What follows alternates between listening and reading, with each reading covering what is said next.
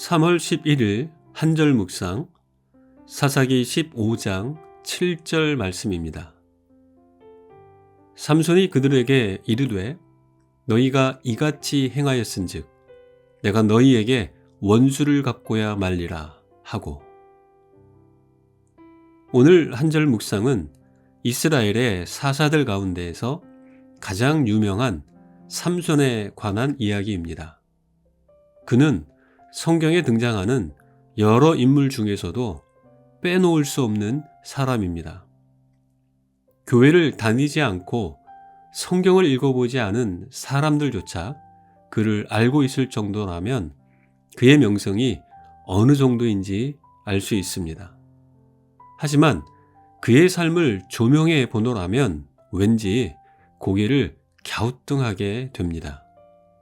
삼손은 나실인으로서 태어납니다.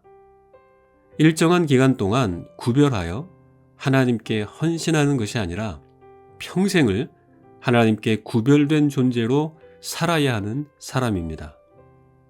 포도주와 독주, 그리고 부정한 것을 금하며 머리카락을 자르면 안 됩니다. 그러나 그는 나실인으로서 사는 삶에 성실하지 않습니다. 술을 즐겼고 부정한 것을 멀리 하는데 별로 관심이 없는 듯 살아갑니다. 다만 그 나실인의 서원 가운데 하나였던 머리카락을 자르지 않는 것만큼은 끝까지 지키려 합니다. 그러나 그것도 오래가지 못합니다. 여자 문제가 그의 발목을 잡아 그 대가로 머리카락이 잘리고 두 눈을 잃게 됩니다. 자신이 사랑했던 여인 들릴라에게 배신당해 블레셋 사람들에게 붙잡히고 노예처럼 맷돌을 돌리는 비극적인 삶으로 추락합니다. 블레셋 사람들이 다곤이라는 신에게 제사를 드리며 축제를 벌이는 현장에서 재주를 부리던 삼손은 비로소 정신을 차립니다. 하나님을 기억하고 그분께 부르짖습니다. 하나님은 삼손의 기도를 들어주십니다. 다곤 신전이 무너지고 블레셋 사람들이 죽을 때 삼손도 최후를 맞이하며 죽습니다. 20년 동안의 사사로서의 삶이 마무리되는 삼손의 최후 장면은 우리에게 많은 것을 생각하게 합니다. 삼손은 어제 한절 묵상에 등장했던 충동적인 사람 입다와 별반 다르지 않습니다.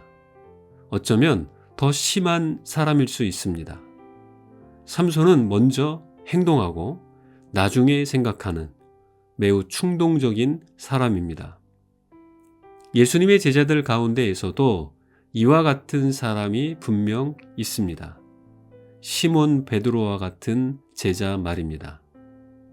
그러나 우리는 조심해야 합니다.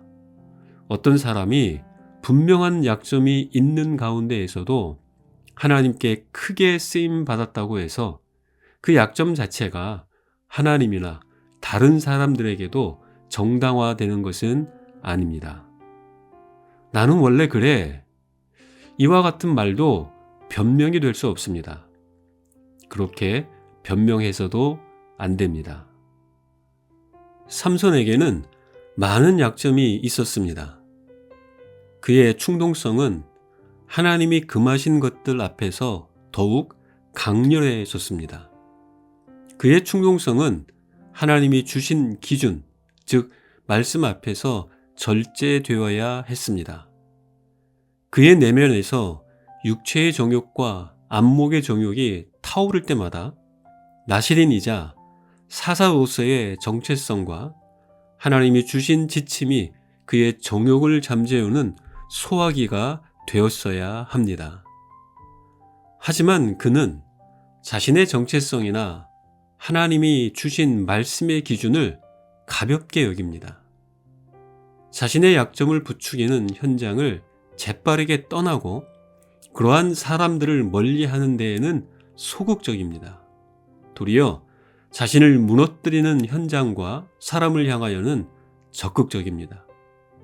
자신이 하나님께 택함받은 자이며 사사라는 정체성이 분명함에도 말입니다.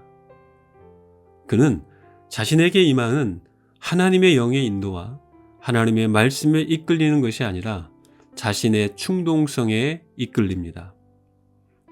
하나님의 말씀과 자기 정체성이 희미해지고 있음을 인식하지 못합니다. 둔감함을 넘어 자신을 망각합니다. 인생의 마지막 지점이 되어서야 그 사실을 다시 기억하고 하나님을 찾고 그분께 부르짖게 된 것이야말로 하나님이 허락하신 큰 은혜입니다.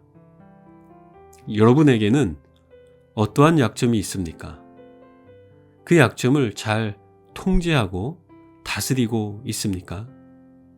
그 약점이 여러분의 일상에서 자신의 신앙적 정체성과 하나님의 지침을 흐릿하게 만들고 있지는 않습니까? 그것을 바로 잡을 수 있도록 하나님께 기도하는 하루가 되길 바랍니다. 약점을 잘 통제하되 단지 인간적인 노력이 아니라 삶의 분명한 지침인 하나님의 말씀과 그분의 영의 계속적인 인도를 구하십시오. 순종의 삶으로 자신을 들이시기 바랍니다. 지속적으로 발목을 잡는 자기의 약점과 충동성이 하나님의 영의 인도와 말씀을 통해 극복되고 소멸되도록 간구하며 나아가는 신실한 믿음의 삶이 되시길 축복합니다. 우리는 하나님 앞에서 그분과 함께하는 성화의 삶에 힘써야 할 책임이 있습니다. 그저 가만히 앉아 하나님이 모든 걸 해주시길 기대하는 자가 아닙니다. 믿음의 결단으로 걸음을 내딛기 바랍니다. 그러면 하나님께서 여러분 곁에 함께 서서 그 결단을 지키며 나아가도록 힘을 더해 주실 것입니다. 기도하겠습니다. 은혜의 하나님, 우리를 구별하여 자녀 삼아 주시고 은혜와 구원을 허락해 주셔서 감사합니다. 하나님께 부름받은 구별된 존재, 그 정체성을 가지고 이 땅에서 사명자로 살아가는 존재임을 잊지 않게 하여 주옵소서. 약점을 다스리지 못하거나 감정적인 충동에 쉽게 이끌려 살아감으로써 맛을 잃은 소금처럼 길에 버려져 밟히는 자가 되지 않게 하여 주옵소서. 끝까지 하나님의 부르심에 합당한 삶을 살아가게 하옵소서. 예수님의 이름으로 기도합니다. 아멘.